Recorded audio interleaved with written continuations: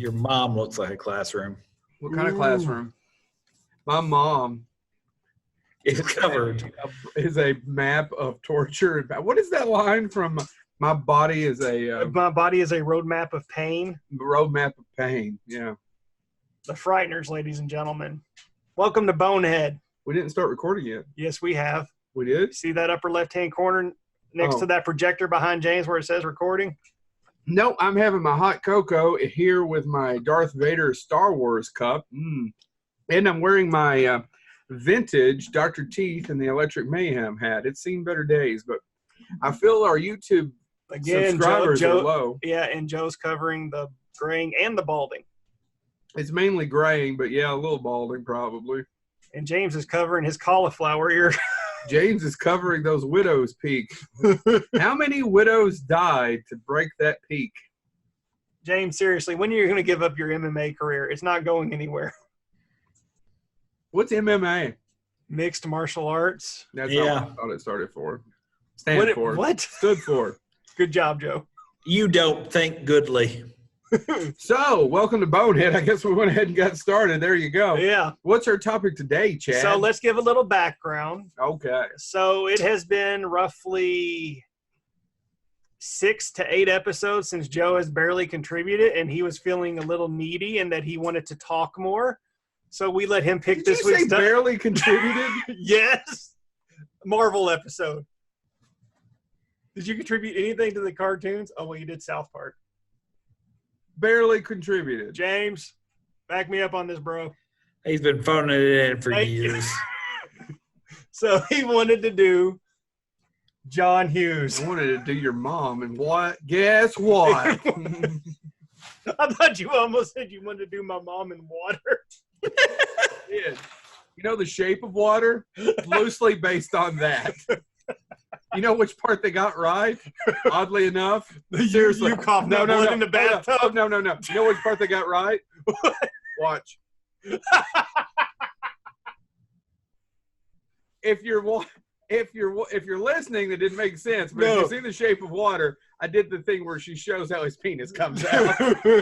So just letting you know, that's the accurate part. Del Toro was very specific on what happened when it came to me doing your mom in water. No, but seriously, it's been a while since we actually discussed anything movie related, and we thought a good return to movies would be to talk about one of the most prolific writers / directors, even though producers. He only directed 8 films. 8 movies. 8 movies. 8 movies. 4 of them are good. Yes.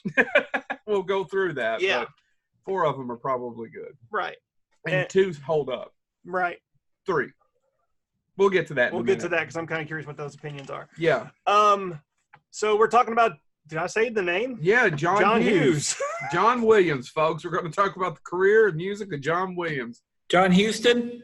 We're talking about Sierra Madre. The whole podcast from this point on, every episode is the treasure of Sierra Madre. We're all going to get up at the end of it and do the Walter Houston dance when he finds the treasure.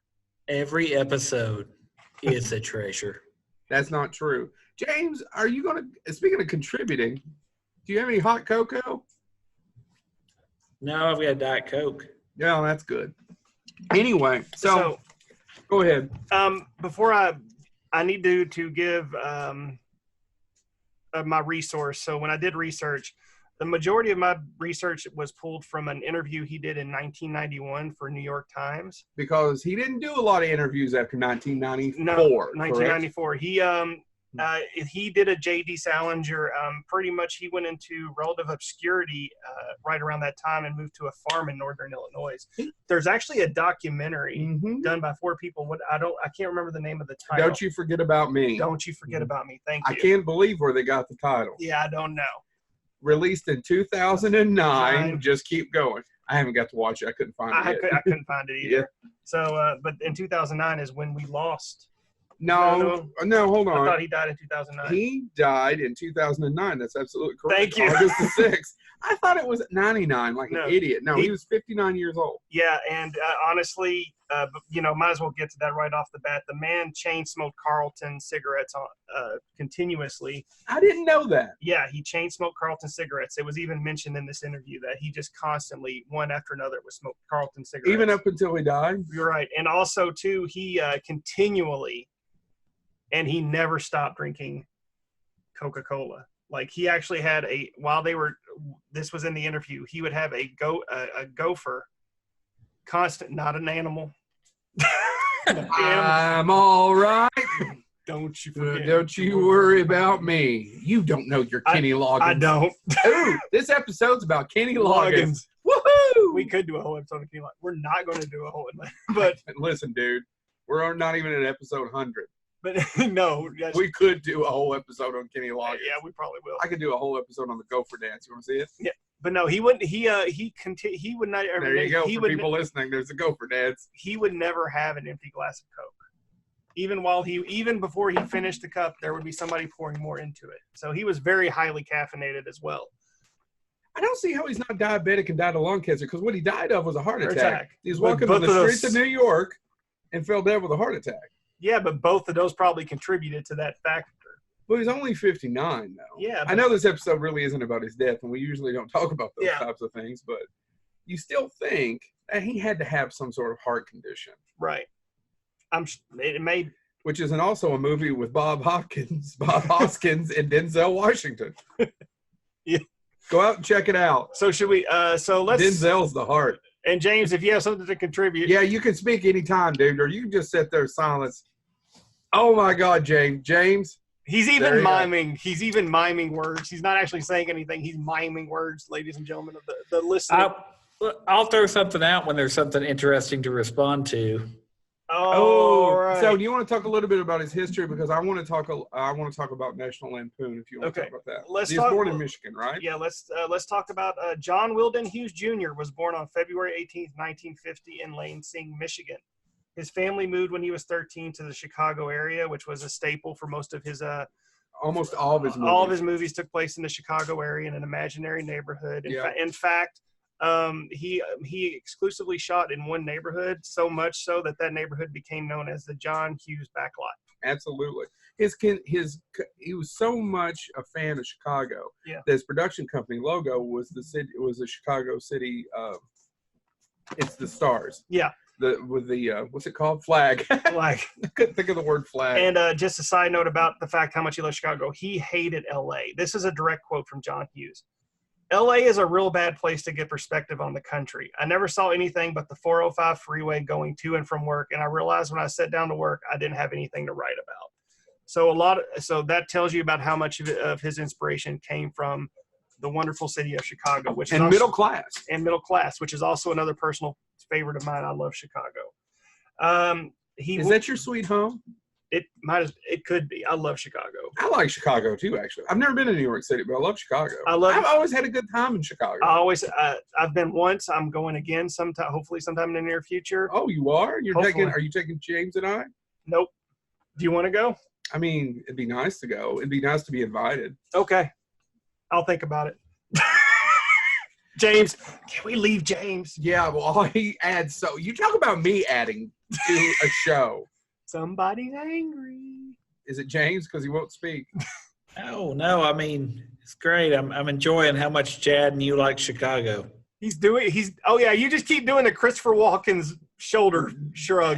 You got a little tension there in your shoulders. Back to work, a little tension, a little bit. You got a bit. Something a bit. Beat the co-eds off, can you, sir? Oh, Mr. Tom. Oh, I'm sorry. Oh, Dr. Thomas, I need an A. That's how they sound in Mississippi, right? Oh, Dr. Thomas, I need. Yeah. I'm teaching a bunch of Ediths. Girls, and he was. I believe he was the only son out of 3 daughters. Later on, he went. I don't know. That's bad. This is what happens when I don't go on. He had 3 daughters, and there was their son. Only son out of 3 daughters. That boy out of them 3 daughters. Hell, Jim. Lord. Shouldn't sit on dirty toilet seats. So, do you know he went to the University of Arizona? I did. Which was a school mostly known for what at the time? I would imagine media. Mining. Why did he go there? He just basically he said I went to school to study art at a university mostly known for mining. He never gave an explanation as to why he chose that school, but he chose to go to University of Arizona to study art, where he was a painter. He dropped out, moved back to Chicago. He took a job at a warehouse, and which is the plot right out of She's Having a Baby. Right. You've got to get your master's, Chad. Remember? Yeah. And that was one thing. He a lot of his movies are based on his real life. His real life. Yeah, just like Vacation is based on a short story that he wrote. Based on his travels as a kid driving across country to go to Disneyland. In a car packed with kids. Right. On Friday, no, sorry, I skipped. Hold on. He took a job at a warehouse and placed all of his artwork on the sidewalk as soon as he moved back to Chicago. So I imagine that somewhere somebody has a John Hughes collection. John Hughes painting collection and doesn't even know it. I wonder what it's worth. If it's John Hughes, I'm sure it's worth something. It's worth something. I didn't know about the art stuff. Yeah.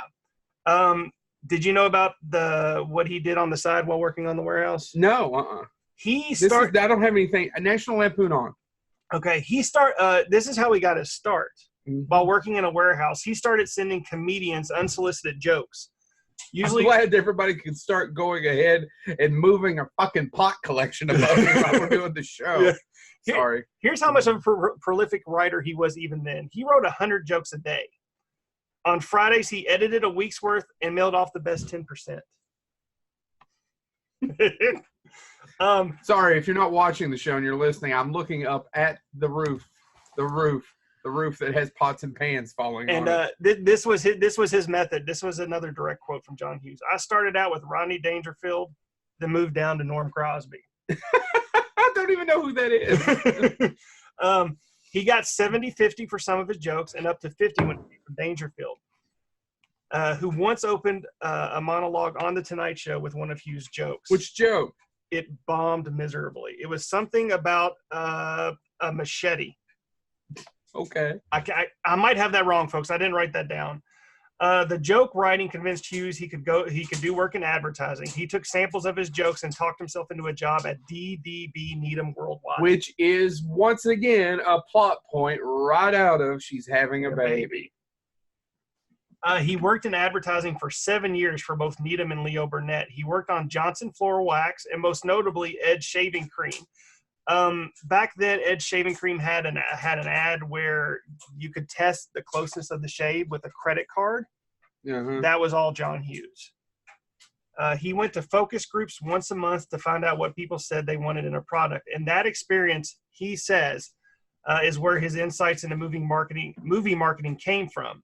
From advertising, he learned such notions as positioning a product and seeking to identify its inherent drama.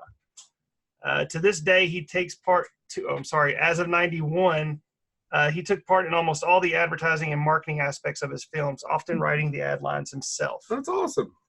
It was on regular trips to New York for Philip Morris accounts that Hughes began hanging around the office of the National Lampoon magazine. Yep. So do you want me to go into that? Well, you can go into it a little bit really quick while you're doing that. I want to turn something off. Just keep talking. I'm right back. Okay. I'm right back. James, do you have anything about his time on National Lampoon? No, I mean, other than obviously he's affiliated with it. So yeah, he submitted some of his samples and began to get published while he spent time at National Lampoon. For a short time, he worked full time for the Lampoon. But again, thanks to Hollywood's interest in Lampoon writers, after Animal House, he actually immediately got signed into a film development deal with Paramount Pictures. And it was really easy because Animal House wasn't expected to do anything. It was just a little movie Universal put money into. They couldn't have cared less about it. They basically sent him off to Oregon to make the movie, John Landis. Right. And it ended up being a huge hit. In fact, Universal didn't want to release it upon viewing it. Right? Right. And it was a huge hit. Ivan Reitman talks about how everybody got a development deal out of that except him because he was the one who produced it. Right. Did not, and am I right, John Hughes went on, it was called Delta House. He worked on the show. Yeah, he worked on the show Delta House. That was made from the movie. Sorry. Keep going. this is how prolific a writer he was during his time. He is quoted as saying, if I'm on a roll, I finish a script at 3 a.m., I'll start another one at 3:02. Yep. We can go through, and I have all the dates here, and I don't know that we're going to do it, but if you go through like Ferris Bueller's Day Off, Planes, Trains, and Automobiles, he would keep these like leather-bound journals of notes of how or where he was when he was writing. Right. Most of these screenplays, the first drafts were done within 2 to 3 days. Yep. I'd say The Breakfast Club was a 2-day. 2-day. Now, he wrote that technically before he wrote Pretty in Pink. Did you know that? No, he not Pretty in Pink, but 16 16 Candles. No, yeah, I know that. Okay, sorry. Let me find it here real quick.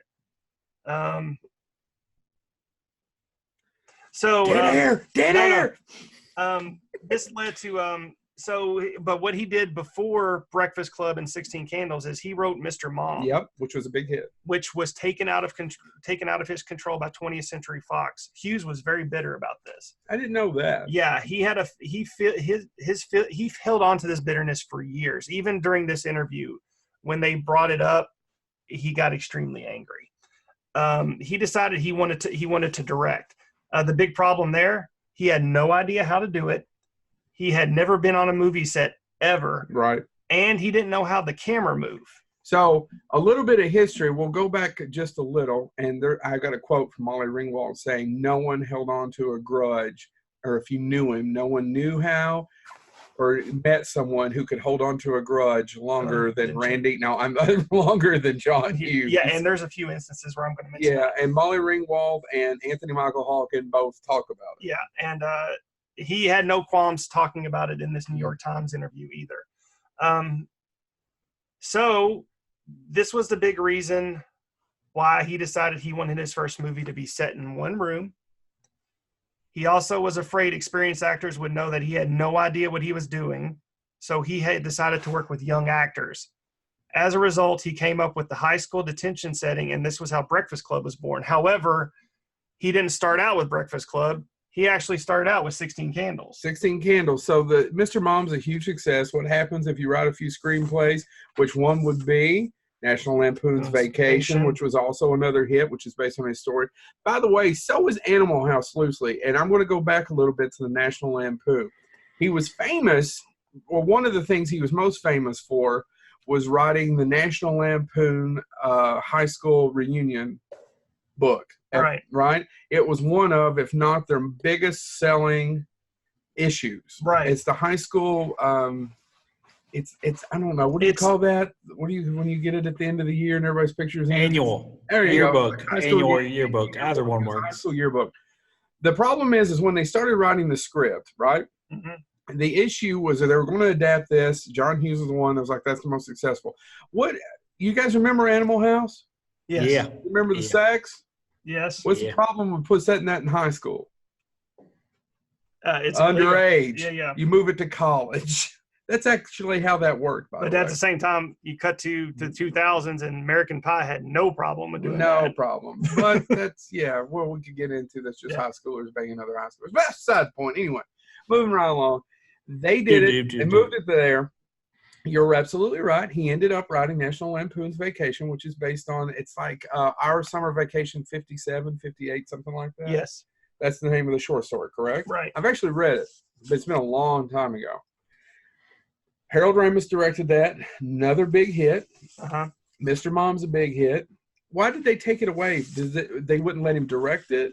No, essentially, and it's happened a couple of times in his career, was he wrote a script.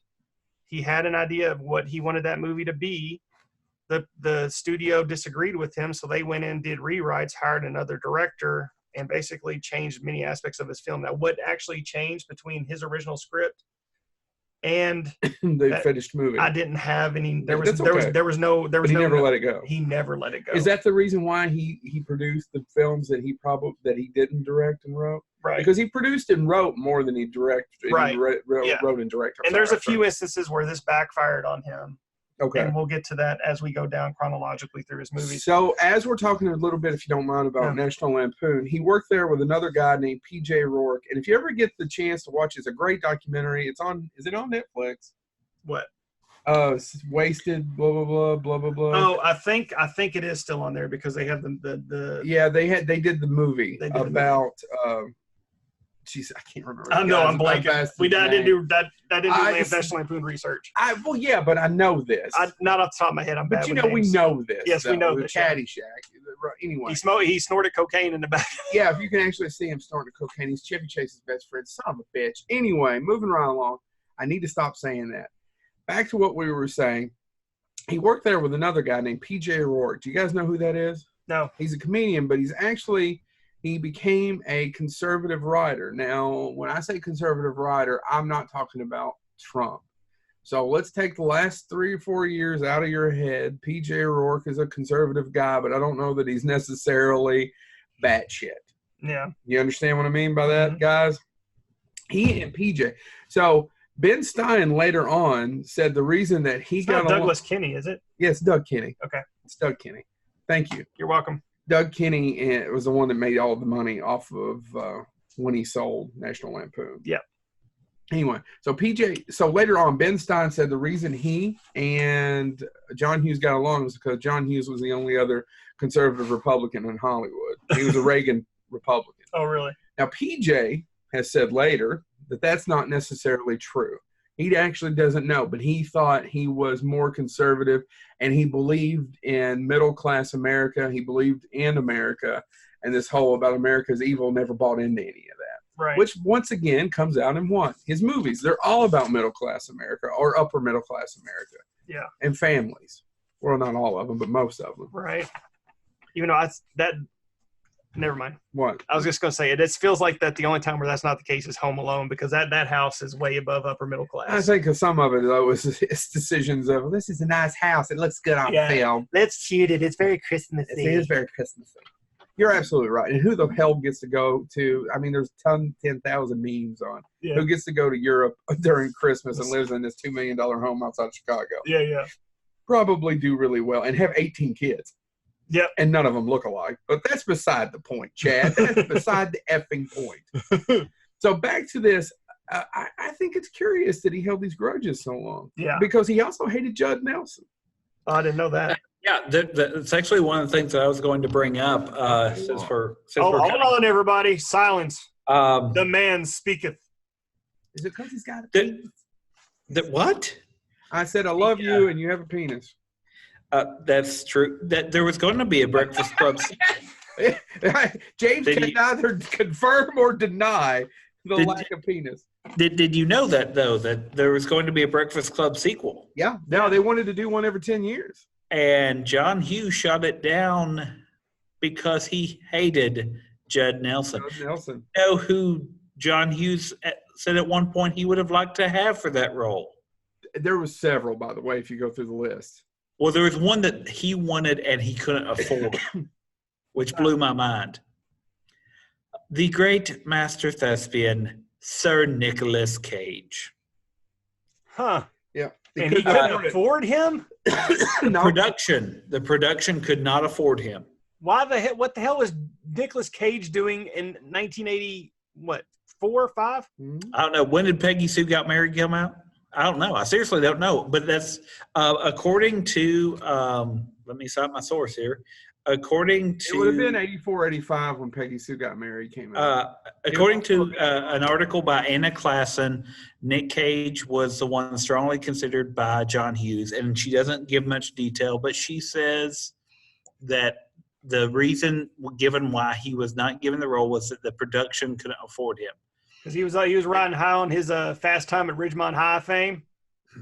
Maybe it's because he's a Coppola. Maybe that was one of the reasons too. Maybe Hughes said he wanted him, but was afraid he'd get compared to a Coppola.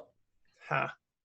I don't know. I'm just telling you what I read, what I studied. We'll get to those in a minute. So, which one do you want to start out with? You want to start talking about 16 Candles? Do you want to talk about any more of the history before we go into it? The only thing I'll talk about, and I'll go in through these throughout, but he has two quotes. There's two things I want to. There's a quote about his love of movies, about how he made movies.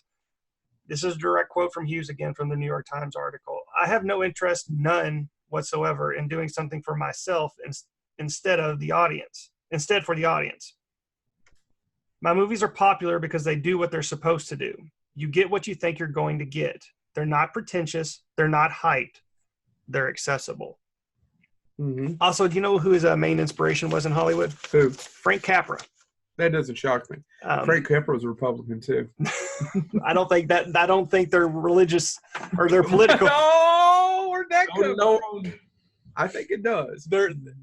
I don't know how, but the one thing that they did compare Frank Capra to was the fact that Frank Capra was not really appreciated until later in life and passed. Where John Hughes, Absolutely. I don't feel like John Hughes had some respect back then, but I think now that he's passed, he is held in a more iconic status. I would almost argue that John Hughes was respected more than Frank Capra. I agree with that. That's what I'm saying, but I don't think he had the iconic status that he has today. But I think he's also getting questioned more now. I think some of his films haven't aged too well. No, 16 Candles would be a good example. No, and even then during his career, there were several critics who bashed his films, calling them just garbage. Yeah, I don't know. That's a nice. I don't agree with it at all either, and that's one of the things I feel that I hate about critics is the fact that they are at the pretentious level. They're not at the normal human But being. all of them felt that way. No, they weren't all that way. Roger Ebert loved Planes, Trains, and Automobiles is one of his favorite films. It's listed as one of his films you had to watch. Richard Roper has said on multiple occasions that Ferris Bueller may be his favorite film. Yeah, I mean, not all critics, but there were a lot of critics who ripped apart his movies. Mm-hmm. And again, Hughes took it personally. Did he? Yeah. Oh, yeah. Hughes. Again, Hughes was very protective of his work. Yeah. So he wrote a lot of films under a pseudonym. Yeah. Dantes. Edmond Dantes. Which is from the Count of Monte Cristo. Absolutely. Alexander Dumas's best book. I'm sorry. I like it more than I do Three Musketeers. I never read either one of them. I've seen the movies. Okay, then. If you're going by that, I prefer the Count of Monte Cristo as well. I know, right? Yeah, I do.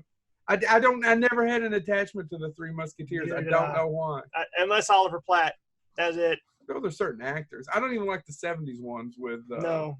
I don't even like the ring. Directed by Richard Fleischer. I don't even like the Ring of the Musketeer with David Hasselhoff and Cheech Marin. There, I said it. Come at me, America. Nobody knows what that is. I don't know what that is. I don't know what that is. How about the Three Musketeers with Mickey and Goofy and Donald? I don't even like that one. Yeah. I like the Disney interpretation of the Count of Monte Cristo where Mickey's thrown in a jail for over 20 years and has to eat rats. I don't think. Oh, it's Cousin Bernie. I don't think that happened, Chad. I think you did some Quaaludes. Joe, go on with your 16 Candles. Okay. So what a lovely sight. Next thing to say, please stop. Whatever it is you're doing, please stop. Just stop. I thought she was going to work on her damn laptop. I didn't know she was going to beat mice in the head above us. So let me get past all this. I'm pissed off because of that. All right. John Hughes' death. Where's 16 Candles? So let me ask you all a question. Have you guys watched 16 Candles lately? Honestly, I had never seen 16 Candles. How have you never seen 16 Candles? It never interested in me. It never sparked any kind of interest in me. However, I'm a John Hughes fan. So about 5 years ago, I tried to watch 16 Candles. Okay. I could not get through it. Well, it's not that bad. I thought it was boring. I actually have to agree with Chad. It never did anything for me. And that's saying a lot because I love John Hughes, but I could not get through 16 Candles. Yeah, I was never a huge fan. Just like I'm not a huge fan of Say Anything. I know that's not John Hughes, but I'm not a big fan of Say Anything. How do you not like In Your Eyes? Okay. Like the heat, your eyes. It's one scene out of an hour and a half, hour and 40 movie. Since I was a kid. It's one scene. The rest of it, boring nonsense. So go on with your 16 Candles. Well, I was looking through, and that was the one I put the least amount of notes about. Okay. There's a scene basically where I'm trying to remember it specifically because it's been a while. I just watched it 3 years ago, and I couldn't get over the non-inclusive nature of the movie. Specifically for Long Duck Dong and a few other jokes, and every time he walks in or says something stupid, there's a ding, like a what do they call those things? Like in the Chinese restaurants? Gong. The gong, bang a gong. Do you remember that? No, I don't remember. Oh, it happens. Yeah. It does not play well now. Wow. 30, almost 40 years on. Does not. What I find interesting about 16 Candles is that they didn't want him to do for his first film. They wanted something a little bit more that wasn't in one room, that was going to be a play, right? Yeah, which was The Breakfast Club. Which is what he wanted to do wrote. because he was terrified of being made to look like a fake. Right. So he wrote 16 Candles, and that's the movie that they did, which was a modest hit, by the way. It was not a huge hit. No. It was a huge hit when it hit video. It actually opened number 2. Do you know what the movie was that beat it number 1 at the box office that weekend? No idea. Breaking. Oh, my God. Which will never be as good as Breaking 2, Mixtron Electric Boogaloo. Miss you, Mick. But Breaking was number 1 that weekend. Yeah, wow. I keep saying Pretty in Pink. Yeah. 16 Candles. 16 Candles. The one thing I was going to bring up, I don't know if you were going to talk about this, but do you know who else auditioned for the role of Jake Ryan? And who Molly Ringwald would have preferred? Ali Sheedy almost was one of the people almost got Molly's role, but keep going. I knew that as well. But during the auditions, there was one actor who, during the audition role for Jake Ryan, went ahead and kissed Molly Ringwald during the audition. Oh, I did. Yeah, I know who you're talking about. That actor did not get the role. Molly Ringwald said she would have preferred him to get the role. That actor would have been Viggo Mortensen. Viggo Mortensen made her weak in the knees, is what she said. Yes. Hold on. Silverado's Viggo Mortensen? Is he in Silverado? Yeah, he's in Silverado. Is he really? Yeah, he's in Silverado. I have one of those trucks. I'm glad everybody could listen to you slurp down your Sprite. What color was your Silverado? Blue. False advertising. It should have been called Periwinkle, Colorado. I got nothing. You've got nothing. But you're absolutely right. So I don't think it holds up very well. So I think it, yeah. He signed a 3-picture deal with Universal. His next movie was The Breakfast Club. So the movie they didn't want him to do is the one that was the big hit. And the one that basically got his career going into Right, yeah, in the future. So The Breakfast Club. Gentlemen, I say that The Breakfast Club, to me, is probably the best high school movie. There's no question. There's got to be an argument. One of you assholes has got to argue. I seriously have no argument as to. Chad, watch this. No, The Faculty. Oh no! It just dawned. I enjoy The Faculty. No, it just dawned on me. You're both wrong. Concrete Jungle. No, the best high school film ever. Asphalt Jungle. National Lampoon's Senior Trip. Matt Frewer. Boom. Hold on. Only funny line in the whole thing. Oh, there's steady as she goes. The minivan goes. Only funny line in 90 minutes. Maybe, and I don't think it's better. I think the reason it may be the best high school film is if you consider it's the best high school film from the viewpoints of students. If you wanted to look at it from the viewpoint of teachers, you might be able to go up the down staircase, though that's based on a book. I would say original, not based on a novel. Yeah, it's the best high school film. Yeah, I can't argue with it. I mean, the only other one that could be comparison, and it's not really a high school film, is Ferris Bueller's Day Off, another John Hughes film. I don't know what's better. I mean, there's other movies that take place in high school that I'm sure I've enjoyed. And neither one of them actually was a real high school experience, let's be honest. But, they were still, in terms of high school movies, they were entertaining. I think closest would probably be that. I mean, Dangerous Minds.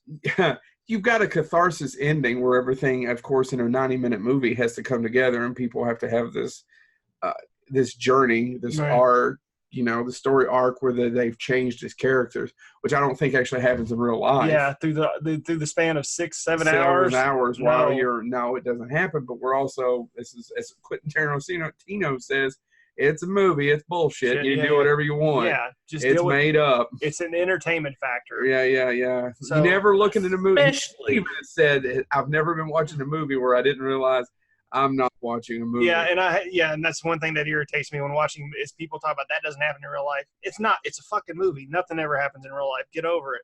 You're so angry. Well, no, if they made a movie that tense. if they have a movie that So tense. that was based on real life, people would go to sleep. Boyhood, for example. Yeah. I liked Boy. I've actually never seen it. I just wanted to be a jackass. It's really good. yeah, but you've actually brought up something that I think is damn good, but it's long. Yeah, it's Richard Linklater. Everything he does is good. you Newton Boy. by asking about the best high school movie, TV movie. you all actually have me thinking about high school movies. And again, I think it depends on what could stand against it. Again, it's the student focus is why it works. Because Stand and Deliver is from the viewpoint of faculty, more or less, teachers. Yeah. Lean on Me is in the viewpoint of the principal. The Yeah. principal is from the viewpoint of the principal. You smoke dope. Oh, wait. No. How about High School High? No. Also, another unfunny movie. Sorry.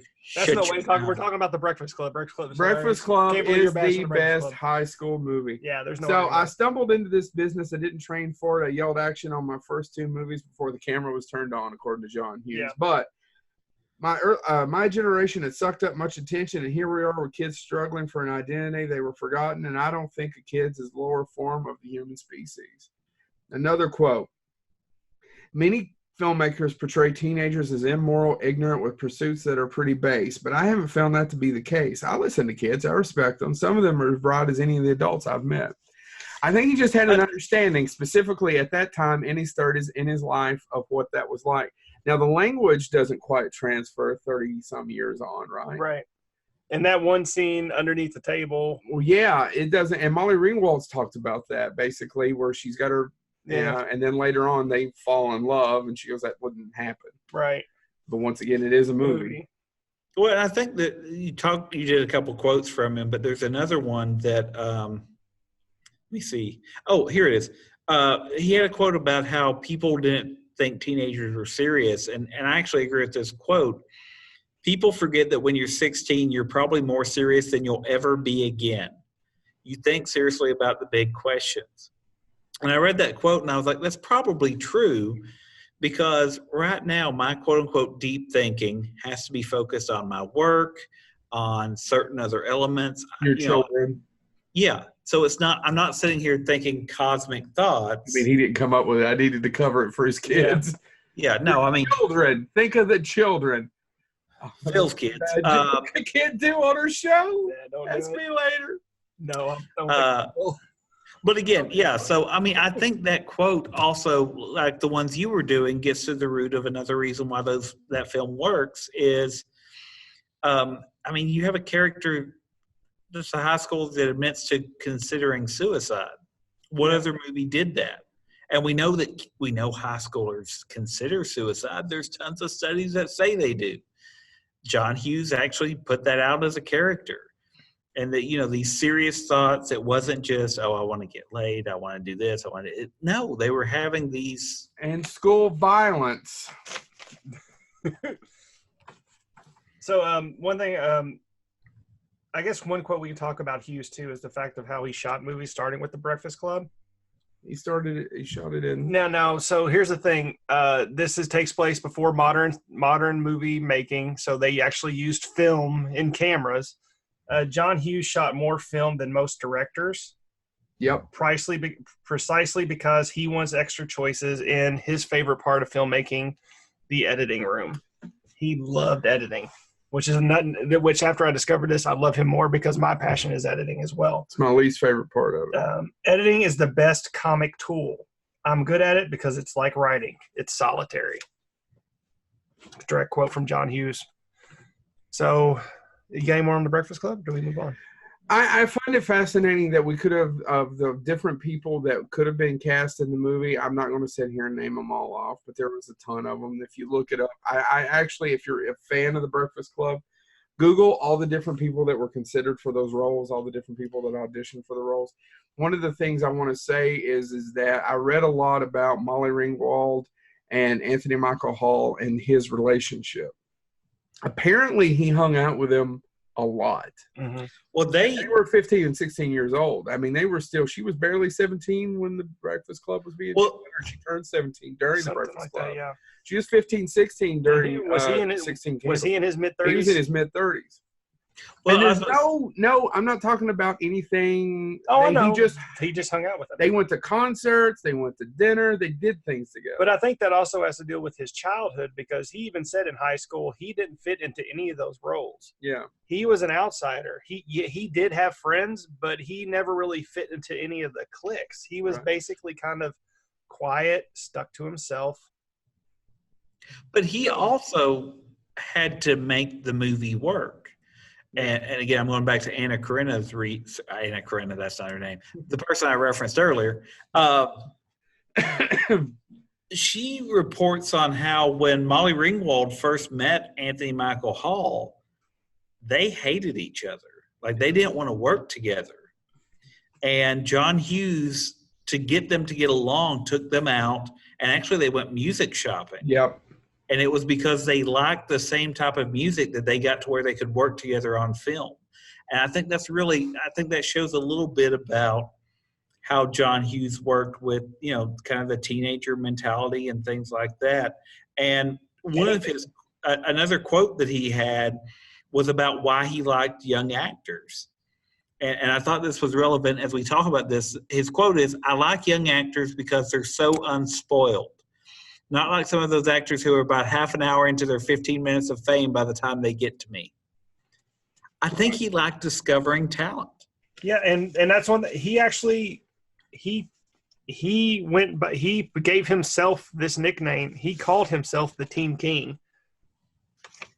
I didn't know that he actually called himself that. Yeah, he called himself the Teen King. So did you guys know? I'm sorry. I actually lost my spot. You were saying? Well, I can fill time for a second. I know you said people could look it up, but if you are curious about some of the people who were also considered for some of the different roles, I know we were talking about. I know we were talking about Breakfast Club, but I know eventually we're going to get to Ferris Bueller, I assume. Some of the actors considered for that included people that are obviously well-known still today. Johnny Depp was considered, Rob Lowe, John Cusack, Jim Carrey, Tom Cruise. Jim Carrey also auditioned for Pretty in Pink. Yep. He auditioned for Breakfast Club as well. Or is it Breakfast Club? Maybe I'm wrong. Okay. And Michael J. Fox. By the way, if Michael J. Fox would have got that role and Back to the Future, I don't know. Would have owned the world. Yeah. Oh, so also, out of all of his films, I don't know that they're my two favorite, but The Breakfast Club and Ferris Bueller's Day Off are the two that are on the National Registry. Right. But there was a movie that came out before. So should we move on and talk about the movie that came up in the same year, in the exact same year as The Breakfast Club? Sure. Weird Science. Is it his least film or is it Curly Sue? He hates. He even admits that he hates Weird Science. How come? It did not turn out the way he wanted it to. He thought it's crude. He thought it wasn't very funny. I agree. I don't know about the crudeness, but I don't think any of it's funny. Yeah, I hadn't seen it since I was a kid, but I watched it a few years ago, and I finished watching it. I haven't watched it in years, but he was not happy with it at all. My Science Project is far superior. Isn't it, though? I'm assuming. It is. I love My Science Project. Dennis Hopper. Rest in peace. Weird Science is not I didn't even enjoy it that much as a kid. A lot of people love it, though. Yeah. It wasn't a big hit. I mean, I think people love looking at Kelly LeBrock. I'm not trying to be crude, but. There's a great story. Do you know the story about Robert Downey Jr. and how he got mad at is this about taking a shit in a trailer? John Hughes. Yeah, he was so mad at John Hughes that he went to Kelly LeBrock's trailer. I don't know how they got back at John Hughes directly, but he didn't do it. Robert Downey says he didn't do it. What happened was he said later on when John Hughes started asking everyone on the set who took a shit at Kelly LeBrock's trailer, he got to Robert Downey Jr. and Robert Downey Jr. goes, I wish I'd thought of it. Wish I had done it. But he didn't do it. Well, according to an interview with Playboy, he says he did. Oh, well, see, I read something today where he said he didn't. Ooh, I wonder which He's one. afraid. He's afraid of Steven Seagal's vengeance. But he said he did it because he was upset with John Hughes. So what do you guys think? I mean, do you want to spend a lot of time on it? I No, don't care for it. So he just didn't like it? He It didn't come like out it. the way it Actually, I think out of all of his movies, he did not like that. I think he actually has a fondness for Curly Sue, which we'll get to that eventually because that's actually the movie that killed his directing career. But the other thing that I will say is that obviously Weird Science, one of y'all want to do a brief rundown of that plot? These two guys are computer nerds, and they work up a computer and then computer program, and they put all the different things that they like from women models into the computer program, and it makes Kelly LeBrock, and she's able to grant wishes and bring things in. It makes no sense at all. I'm curious why he did it if he hated it that much, because he wrote it. He wrote it, but I mean, I think it might have been, and this is just me assuming, but like I said, he was still a relatively new director. He did 16 Candles. He did this. I mean, this is all within 3 years. Yeah, 2 years. 2 years, because he did Breakfast Club and Weird Science in the same year. Yeah. That he just, I think he went for balls to the wall and was not happy with the result. Huh. Okay. I know one of the scene in which Kelly LeBrock had to kiss the 14-year-old actor. I'm blanking. Yeah, he stuck his tongue. Is it the tongue thing? Yep, stuck his tongue down her throat, and she said if he ever did again, she'd kill him. Yeah, beat his ass. Yeah. Yep. But okay, so I don't have anything else about Weird Science. I'm not enjoying Ferris Bueller's Day Off is his next one, right? Yep. I've never met anybody that didn't like Ferris Bueller's Day Off. I've met a few people who haven't seen it. I've met several people who haven't seen it. I've met younger people who haven't seen it. One of our former producer. We never got around to doing the show of what hasn't Haley seen that she. Maybe she'll come back on the show. Maybe. No. I think she's done with us. I think we're done. I think we burned that bridge somehow, some way. Flames. Anyway, back to Ferris Bueller. It's just an enjoyable movie, man. It's a crowd pleaser across young, old, middle age, don't you think? Yeah, you like. Yeah. And honestly, he said Matthew Broderick. Nobody else could have done it but Matthew Broderick, and I agree with it. I agree. It's just that role. Even though Matthew Broderick is the exact opposite of Ferris Bueller. Yeah, I probably in real life. Yeah. I don't. He is the most up. If you see, he's not charming. He's not charming. He's very uptight. Yeah, he's not Ferris. He is in reality Cameron. Is that true? I'm guessing if you look at interviews, if you watch interviews with Matthew Broderick, he is dead up Cameron. Also, we killed a guy. That's true. Yeah. The first edit of the film, you know how long it ran? I'm going to guess about 3 hours. 2 hours and 45 minutes. Yeah. 2 hours and 45 minutes. And maybe we'll have a guest on that can talk more about that later. Yeah, hopefully. So go ahead, James. Well, I was going to say it, and what you have to remember about Ferris Bueller's Day Off is, of course, it spun off into the sitcom Ferris Bueller, which he did not approve of. He did not. No, he hated it. Which did feature, however, a certain Jennifer Aniston. Yeah. Do. I prefer Mia Sarah. I only ran 13 episodes. Brunette in the movie? Yes, she is hot. Yeah. Time cop. I can't wait. Forever. I can see why he didn't approve of it because this came out about the same time as the far superior TV show Parker Lewis Can't Lose, which of course was going to beat it in ratings because it's right there in the title, Joe. Yeah. Parker Lewis Can't Lose. Synchronized watches, mofos. Yeah.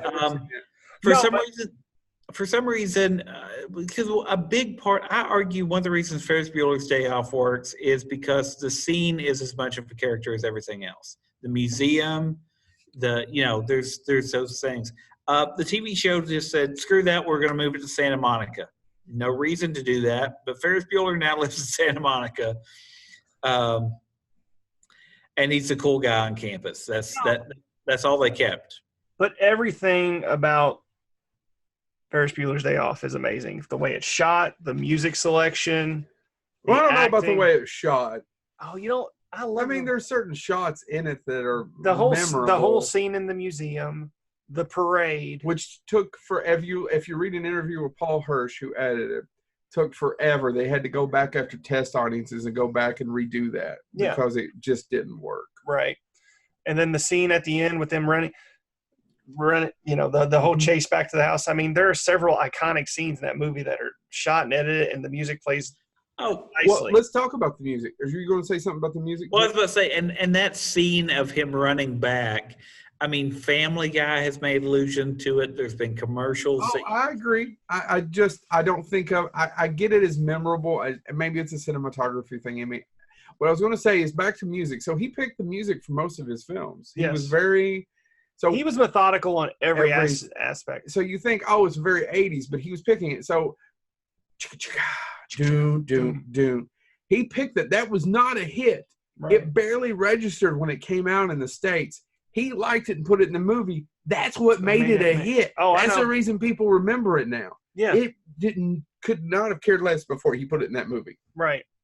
I didn't know that. I found it fascinating. Oh, yeah, you know, he is kind of the Tarantino of the 80s when it comes to music. Oh, yeah. And almost every one of his movies has a memorable song in it. While I was doing research today, swear to God, I was listening to the Thompson Twins.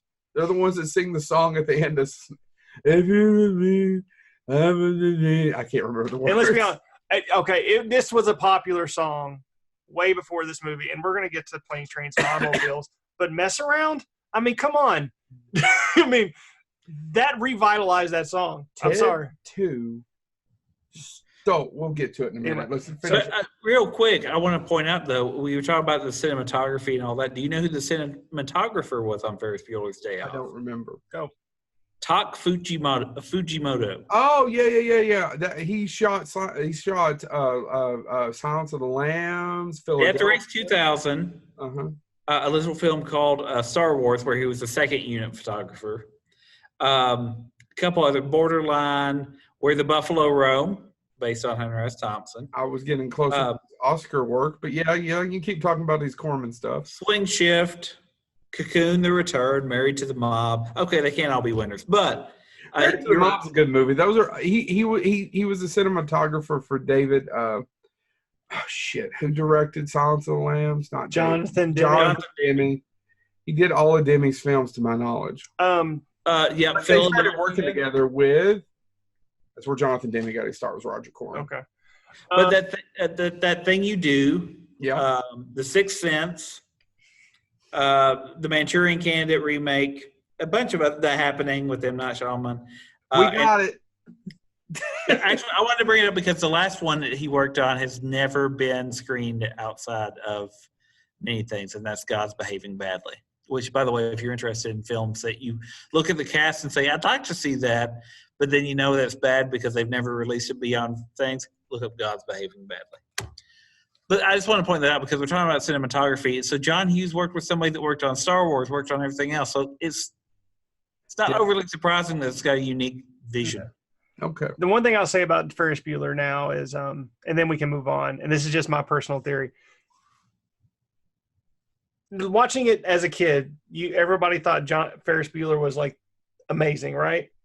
But now as an adult, do you look back and go, that guy is just a straight up asshole? Yes. Okay. I kind of thought it at the time, but it's hard not. But the reason is once again, it's Broderick's performance. It's hard not. It's even if you think he's an asshole, it's hard to dislike him. Yeah. And you're still pulling for him at the end, although you now empathize somewhat with Mr. Rooney. Well, not but well. Yeah. I'm talking about the character, not Jeffrey Jones. Okay. Yeah, a couple of different things too. I think in the Deadwood movie, by the way. I know. Oh, yeah, he's in the Deadwood movie. I think the two things I want to bring up real quick, useless trivia. The people who played his parents weren't actually married, and then after the movie, they got married. Yeah, and then they got divorced. That's true. But I also love the fact that due to the fight clubbing of society, there are now conspiracy theories that say Ferris Bueller doesn't exist, and it was all a figment of Cameron's imagination. and that's why he can do these phenomenal things. So if you're interested in that, look up Ferris Bueller's Day Off, Fight Club Theory. The most unbelievable part of that movie is getting to be able to do all that shit in Chicago traffic in 8 hours. Yeah, in 8 hours. No way Less in than hell. 8 hours. No way in hell. Right? Yeah, I Is that agree. the most unbelievable part, or is it just me? Oh, no, there's a lot of unbelievable parts in that. Yeah, but it's a lot of fun. Once again, it is a movie. I know. Is that, and as much as I love what the movie we're about to talk about, which one is more culturally, and which one had the bigger cultural impact? That or The Breakfast Club? I think it's Ferris Bueller. Oh, man, God, that's hard. It's hard, though, isn't it? But because Ferris Bueller influenced, you see it in Deadpool, and kids are laughing at Deadpool and don't even understand. They just think. But at the same time, how many riffs have been done of Breakfast Club of Judd Nelson when he walks down the football field at the end and throws his fist up in the air? There's a ton. Nobody ever thinks, "Don't you forget about me," and don't think about Breakfast Club. Yeah, I don't know. It's hard. I think it's Ferris Bueller. And this is just me spitballing and throwing it out. Yeah, I haven't done a quantitative research on this. I can't. But can you imagine not one but two? Yeah, I can't agree with you, and I can't disagree with me. Yeah, I can't deny it. And what did he follow it up with? What are you going to say, James? Oh, and I think it also depends on. I think Ferris Bueller has aged better. Than The Breakfast Club? Yeah. I haven't watched Ferris Bueller in a while. I watched The Breakfast Club a few months ago and loved it just as much. In fact, I thought it was damn near perfect. Well, let me say it's aged better politically. Yeah. Other than the one scene. There's some other stuff that probably is not, but I don't know. It's damn near perfect movie. Oh, no. I'm saying, and yeah. But I have an attachment to it that I don't have to Ferris Bueller. An emotional attachment. I love that movie. I love that movie. But anyway. So let's move on to the next one, Joe. Which I also love. I have a deep attachment to this film. As do I. It is the best Thanksgiving film ever made. Yes. What is it, Chad? Planes, trains, and automobiles. Thanks, James, for catching on to that. Yeah. Roger Ebert, it is said that Roger Ebert, of course, this wouldn't make him special. People do this every Thanksgiving. I do it as well when I can. I think I did it this past Thanksgiving. Would watch it every Thanksgiving. It's one of his favorite movies to watch. Do you know how long it took him to write that movie? 3 days? 3 days. Yep. This is a direct quote from John Hughes. I just started it, stopped to go to sleep, got up, continued, went back to sleep for a while, dreamed about it, got up, finished it. I never stopped being inside it. John Hughes shot over 600,000 feet. That's 180,000 meters of film, almost twice the industry average, shooting planes, trains, and automobiles. Because, again, he liked to have as much coverage as possible because he wanted to make sure in that editing room he had every possible scenario. And they kept chasing snow throughout the Midwest. They could not find snow. So the rumored 3-hour version of the film does indeed exist, guys. Did you know this? No, I would love to see it. Although not in order. Moreover, it's a mess of footage that would take months, maybe even years, according to Hughes, to transform it into an actual film. It is locked away in a Paramount vault, and according to Hughes, most of it is probably deteriorated by now. That's depressing. Some people say his wife's got it. So, average writing time for a screenplay in those days was about 3 to 5 days, with 20-some rewrites would be what he would do. Right. 20-some rewrites on most of his screenplays. Which, I mean, the one thing we should mention that I didn't mention at the beginning, we were talking about how prolific a writer he was. He was working on 100 movies at a time. So you're talking about Ferris Bueller? It's 3 hours long? Yeah. I mean, because he was working on She's Having a Baby at the same time. They cross over each other a lot. So according to Paul Hirsch, the original cut of the movie was 3 hours and 40 minutes long for Planes, Trains, and Automobiles. He and John Hughes edited down to 2 hours. The version was test screened. It was probably used to edit trailers for the film, which is why they show a lot of deleted scenes. I didn't get a chance to go back and look at them. I just remember the original noise as the thing goes across the screen. Yes. Do you know what I'm talking about? It was just black. The movie was then edited again down to 1 hour and 33 minutes for the theatrical release. According to Hirsch, a 2-hour version still exists, but he doesn't know where it's at. Yeah. I want to say, and this might be getting a little too personal, Planes, Trains, and Automobiles was probably the first movie where I actually cried. I don't know if it's the first movie I cried, but I'm sure I cried. I cried, and I was a child, and I was crying at a movie, but yet I was laughing hysterically at the same time, and that's why this movie is so iconic to me. So it pulled every single emotion out of me. Because I was even angry at Steve Martin for being a jackass to John Candy, and I was angry at John Candy for being the way he was, but at the same time I was laughing at the insanity and crying at the heartbreak of Chad, Larry Bird doesn't do as much ball handling in one night as you do in an hour. Steve Martin said it's one of the best screenplays he ever wrote or ever read. Yeah. But do you think, and I'm not going to take away from John Hughes. I'm getting ready to take away from John Hughes. You bastard. Do you think that one of the reasons John Hughes was as good as he was because of the life that he lived? Because this is another thing he based on something that happened to him. Yeah, he got laid over, yeah. Yeah, and it was severe winds, canceled the flight, and he had to get, for a pitch, he had to get from New York back to Chicago. Yep. He was coming back from a pitch, and there was a snowstorm. There was all the stuff that kept happening. The plane he eventually got on ended up actually being diverted to Denver. And then it was diverted to Phoenix. And if you know anything about basic geography, Chicago to New York shouldn't involve Denver nor Phoenix. Right. Which is the joke in the movie. Right. And so, yeah. He ended up in Wichita, Kansas. Yeah. The trip was so hellish that he wrote the first 60 pages just recounting what happened to him of the original script. So Steve Martin was surprised to discover the script's 145-page length, 145 pages for a 90-minute comedy. With a comedy typically aiming for 90 pages, when Martin met with Hughes, he asked him if he had any intention of cutting the script. According to Martin, Hughes looked at Martin strangely and said, "Cutting?" with no humor. Yeah.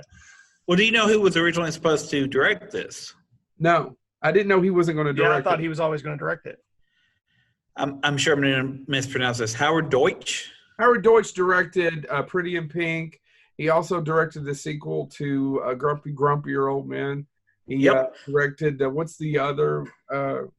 He directed Some Kind of Wonderful. Some Kind of Wonderful. Deutsch directed Pretty in Pink and Some Kind of Wonderful. Which are both written by John Hughes. Sorry. Yep. Go ahead. And Hughes actually didn't decide to take back over the directing duty on this until Steve Martin signed on. When Steve Martin signed on, he wanted to direct Steve Martin, and Deutsch got to direct instead The Great Outdoors. Which he was going to do The Great Outdoors. He was going, and they couldn't do it because of Planes, Trains, and Automobiles. And however, I also love The Great Outdoors. It's not the same kind of movie. No, but man, I love The Great Outdoors. I watched it. We watched it at Halloween last year. Yeah. Or was it 2 years ago? It was 2 years ago. It was 2 years ago. Still laughed. Anyway. But so that's the story of how that happened. And they wanted Tom Hanks. Tom Hanks was unavailable. There's a ton of people that could have been in Planes, Trains, and Automobiles that they went through. John Candy wasn't the first pick either. Oh, really? Who was the first pick? He actually wanted Tom Hanks and John Travolta or something like that. And the studio didn't want John Travolta because at the time he was considered box office poison. Yeah. Wow. Look it up. It's interesting. So the teaser for she's having a baby, I'm going to skip a little bit. So if you're watching Planes, Trains, and Automobiles, the wife is at home waiting on her husband. In the background on the TV she's watching, you can hear a scene from she's having a baby. Oh, you're really? like, yeah.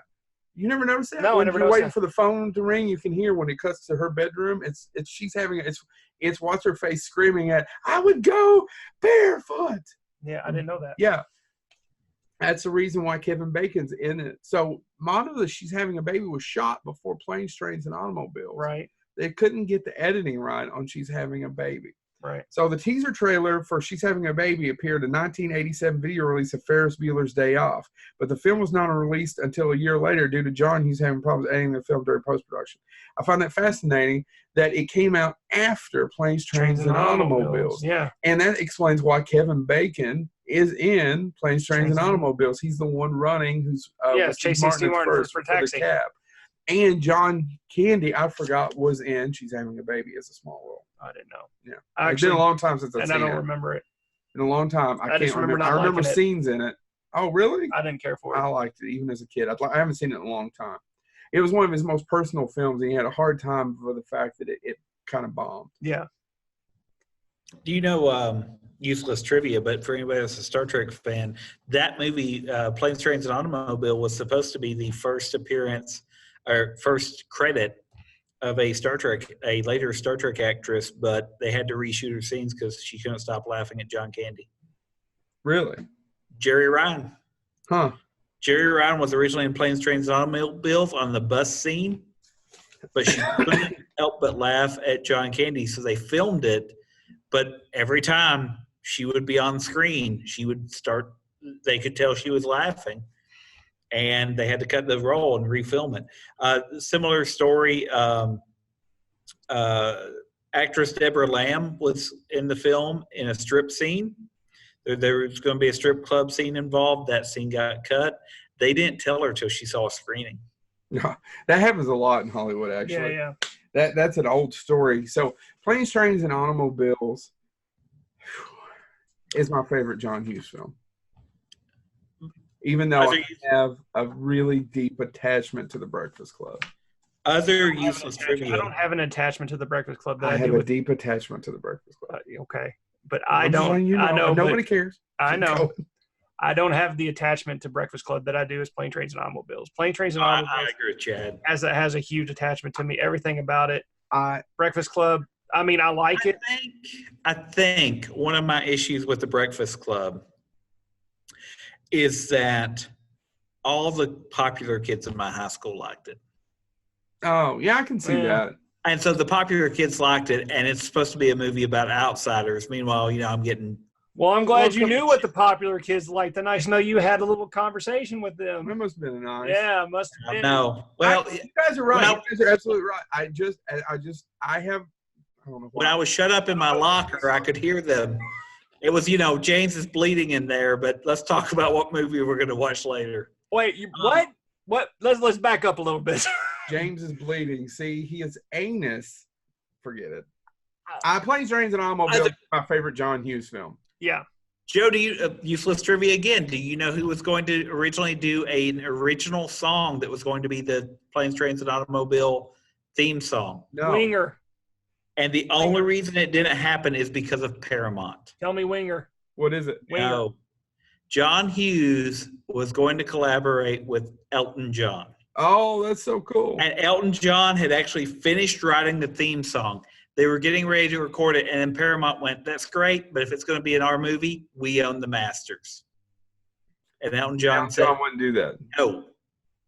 And the song was done, ready to be recorded, written. I would love to know what that song was, but Elton John and John Hughes were the only people that had access to it, and I'm sure it's somewhere, but you could have had an Elton John theme song, but it's all Paramount's fault because they still would get the cover of Every Time You Go Away, You Take a Piece of Me with You. And let's talk about the ending. Yeah. Okay. It's a comedy. Yeah. And then all of a sudden at the end, that's what I'm saying. But we never get pissed at it. No, we don't. Even though it is just a switcheroo out of the blue at the end. It completely devastates you, but at the same time pulls you in at the same time, which is another reason why. But you have watched enough movies to know that should piss you off. And not in a good way of like a good switcheroo. I don't know that that's an extremely clever switcheroo. Why does it work? If it was another movie with another cast with less writing, and you would be mad. Ah, man, you would be like, that's fucking lame. The way you would be. John Candy sells it. John Candy selling it. Steve Martin's reaction to the news, and you have just spent 60, 75 minutes? No, you spent 90 minutes. That's the last 3 minutes of that movie. Okay, you spent 90 minutes laughing your ass off. Granted, there were parts of conflict where you're like, damn. But they're really of just laughing, and then all of a sudden this gut punch hits you. But also isn't...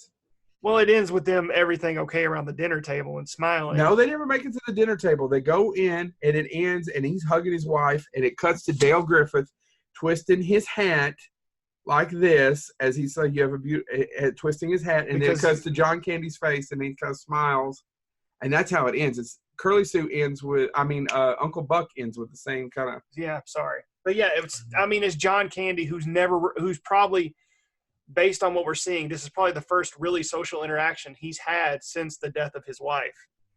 And you're seeing those reactions. Other than his customers. And you're seeing that reaction of, I don't know how to feel comfortable right here, but because my wife likes me and my customers like me, which, by the way, also parodied by Family Guy.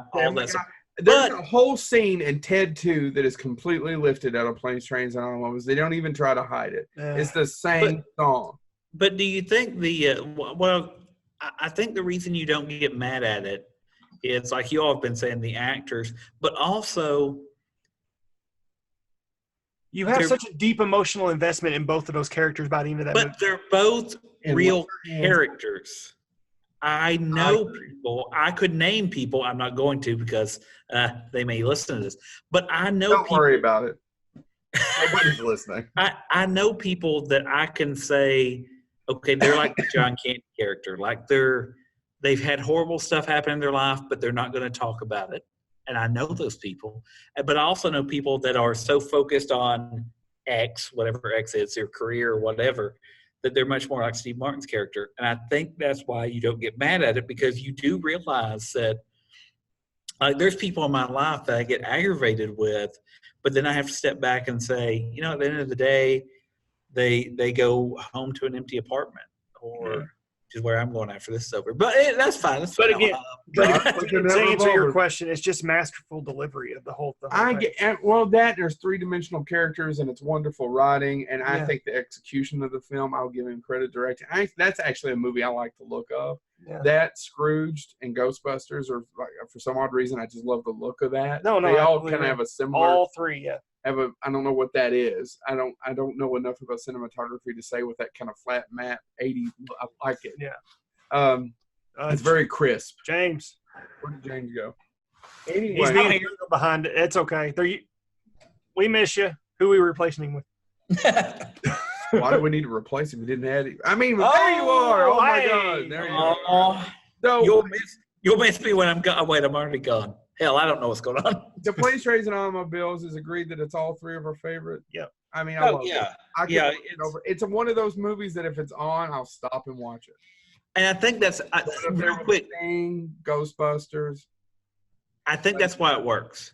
Yeah. I think that's why it may be, to me, John Hughes' best film, because as I've gotten older and I've critiqued things and I've grown as a person, Breakfast Club doesn't always hit me the same way maybe it did when I was younger. And that's the reason why I kept saying I have an emotional. Remember what we're talking about? An emotional attachment. But I think Chad hit it. You watch Planes, Trains, and Automobiles when you're young, and it's a comedy and it's funny, and those aren't pillows, whatever. I watch it now. See, you laugh even hearing a lot. But it's funny. I think you can bring that up to a man of a certain age, and he's going to giggle every time. Yeah. Well, but I think that's it. I think that I know when I am 60 years old, if I live that long, that I'll be able to watch Planes, Trains, and Automobiles. Hold on. But it'll still be that movie for me. Yeah. I don't know. I can appreciate Ferris Bueller still. I can appreciate, but Planes, Trains, and Automobiles is a human universal as far as John Hughes films go. I agree. And it's also one of those movies where no matter if you run into it on the TV, wherever it's playing, you know where you're at. You can stop doing what you're doing and watch it and still get into the movie. I agree. So we've talked about she's having a baby. She's having a baby. He felt very dead. I don't know I couldn't find what happened in the editing room. I didn't have time of why it took so long to get it done. I know they had problems with editing, but I don't know the whole story. Again, it's him being such a prolific film shooter of film that I'm assuming there was just too much to go through. So moving right along, I think we should talk about the next movie, which is Uncle Buck. And one interesting fact I'll say about Uncle Buck is this is actually the part where his relationship with Universal started to crumble. What? Not Beethoven? No, not Beethoven. Actually, there is there's one more movie that actually completely cemented his hatred with Universal, and he left Universal after this movie, but we'll get to that. But Uncle Buck, Hughes was a control freak, as we mentioned, regarding his creations, and rightly so. Universal, without telling him, sold the rights to the movie to CBS so they can make a TV show based on the character. Hughes absolutely despised the show. But most importantly, he had plans to make a sequel to Uncle Buck. He was in the full writing process of creating the sequel as a follow-up to Uncle Buck. Go ahead, James. Really? Do you know who starred as TV's Uncle Buck? I didn't look that up. Kevin Meaney. I remember the show. Kevin Meaney loved Uncle Buck. Yes, I loved Kevin Meaney, but even when he played it, because I remember watching the show because I liked Uncle Buck. I watched the TV show. I was young, didn't know better, but it was. I love Kevin Meaney, and it wasn't Kevin Meaney enough. I mean, he could have made the character his own.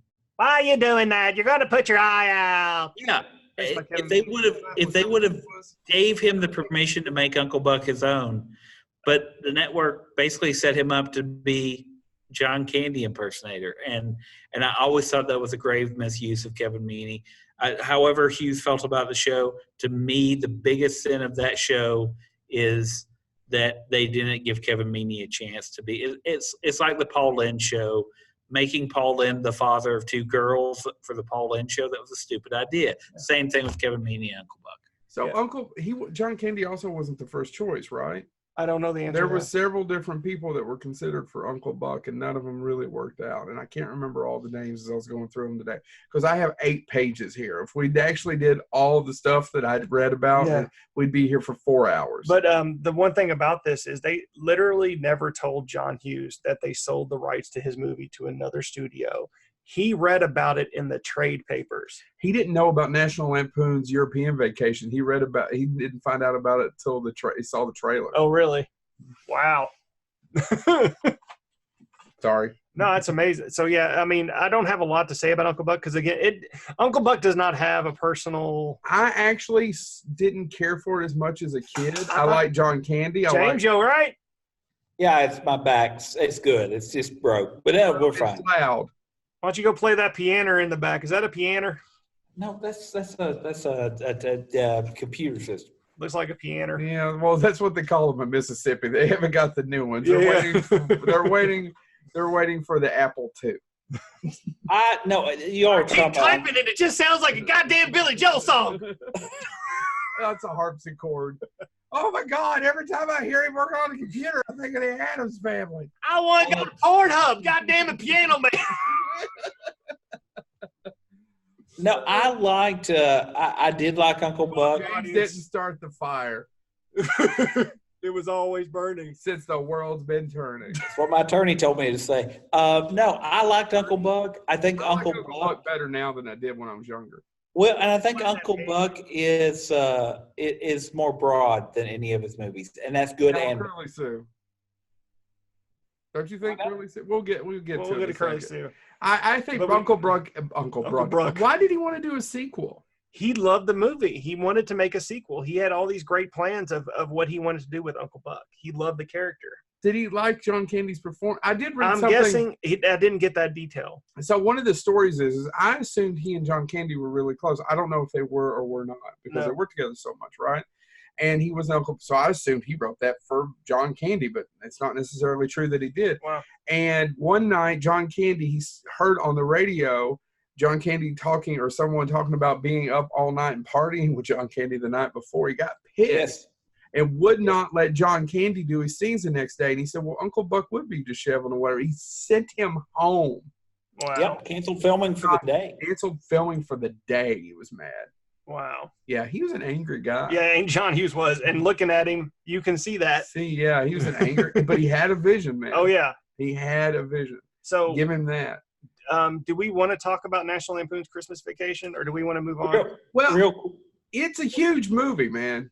It's one of the few films that's a third sequel that is bigger than any of the other films. No. I know people remember Vacation. I love Vacation. I like Vacation. I know. It's the Spider-Man. Christmas Vacation. It's the Spider-Man 3 of the National Lampoon's Vacation. I don't think that's true. I think that would be a Vegas Vacation as the Spider-Man 3 of the Vegas Vacation. Why can't Lobster be, Chad?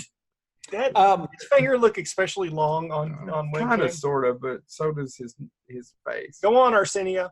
What are you going to say about it? He didn't direct it. It was actually going to be directed by. You guys know this story? No. It's directed by Jeremiah Chichai. I can't say his last name. He would go on to make a wonderful film. What's that one with those British people? They're called the Avengers. What's it called? Oh, the Avengers. Yeah, he directed that. Wow, that's terrible. I know. The best thing about that movie is Ray Fiennes, and it's not enough to say that movie. So, But you know, Not talking about Sean Connery. No. I know we're talking about John Hughes films, but you brought up the Avengers. My defense, and it's not a great one, the Avengers isn't a good film. But my defense of the Avengers is it does pretty much follow the 60s series. So anyway, do you know who was going to direct it originally? No.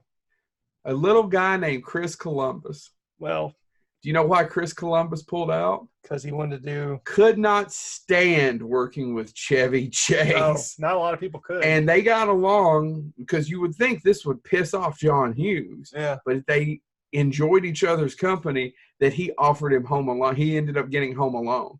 Oh, wow.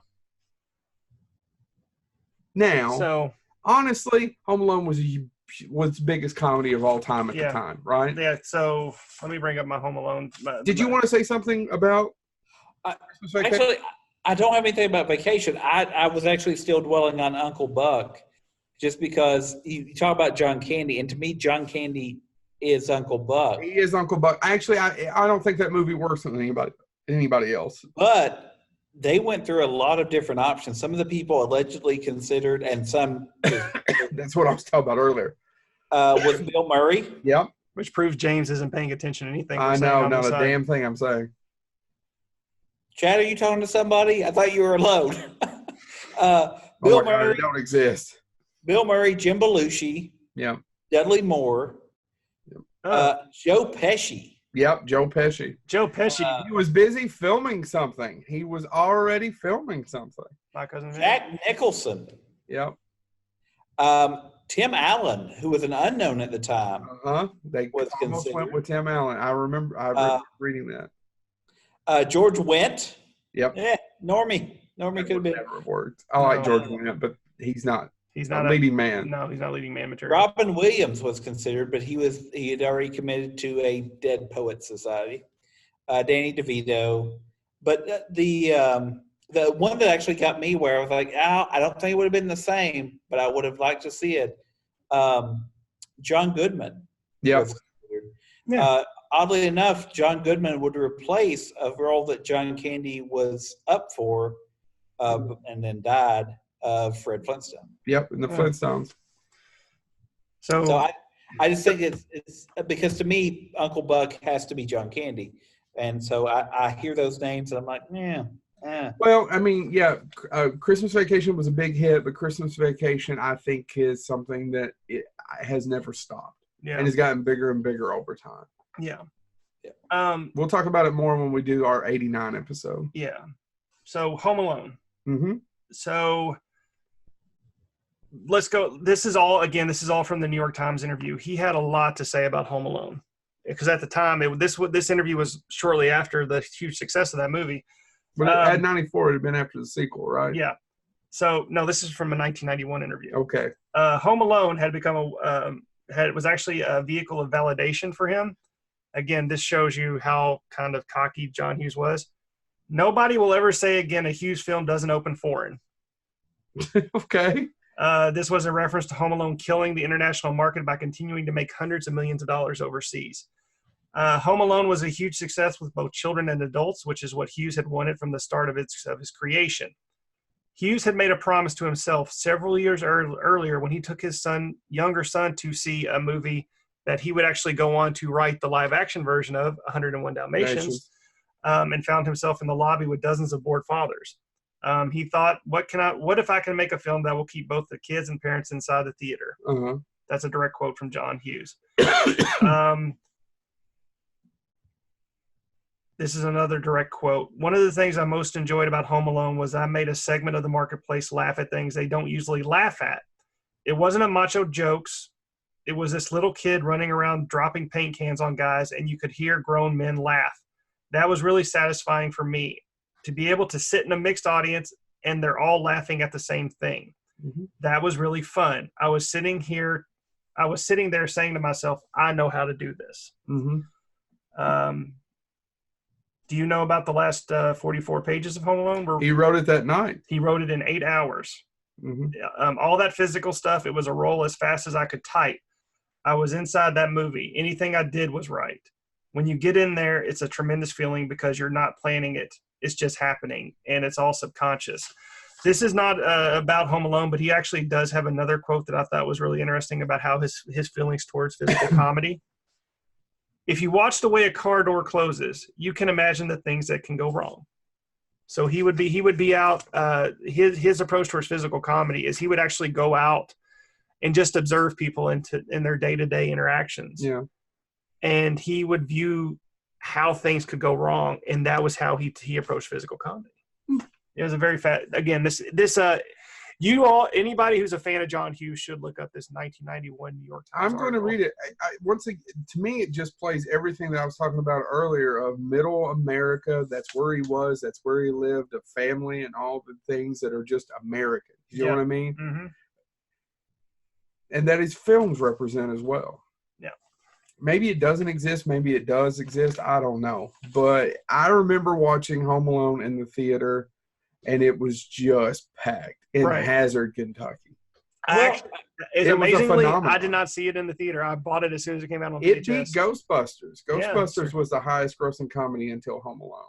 Well, and I think the thing about it is what I remember, because I saw it on home video for the first time because we didn't go to theaters. But what I think about Home Alone, what I remember is that became like, it's, 2 days before school gets out, teachers can't assign homework, don't want to assign homework.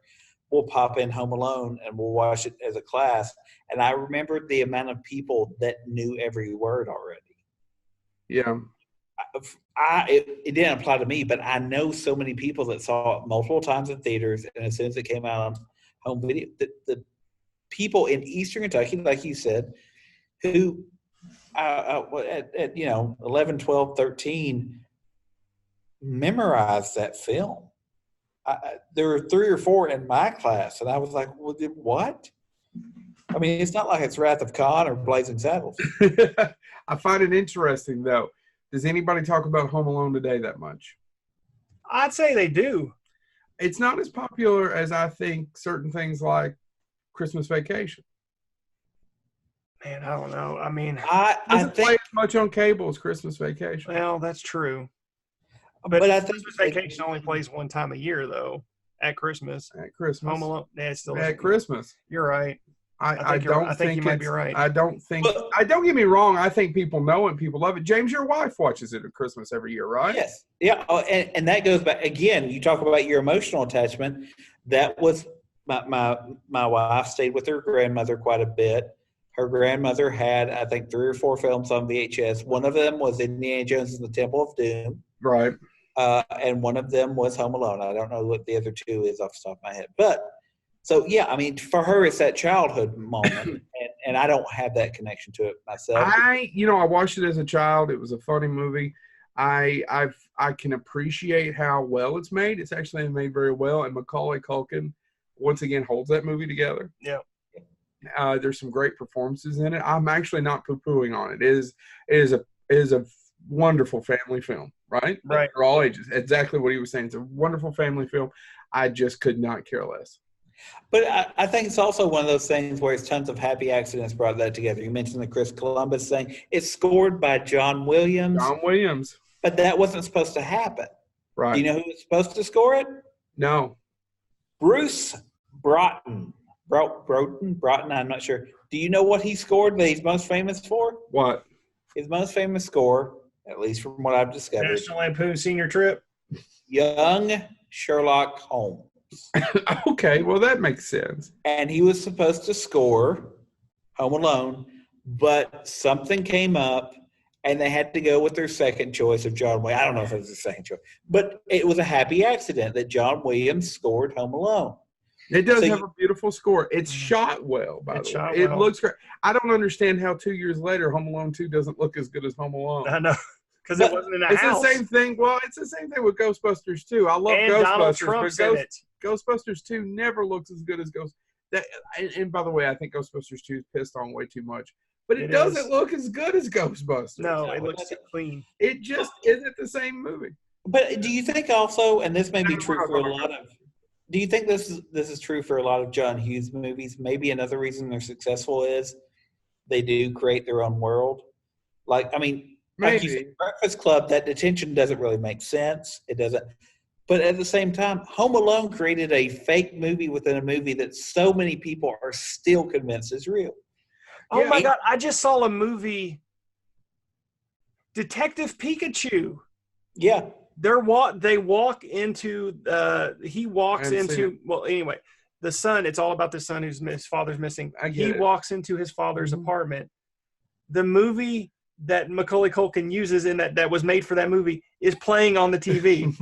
Angels with Filthy Souls. Oh. And Which Souls, thank you, I forgot the title.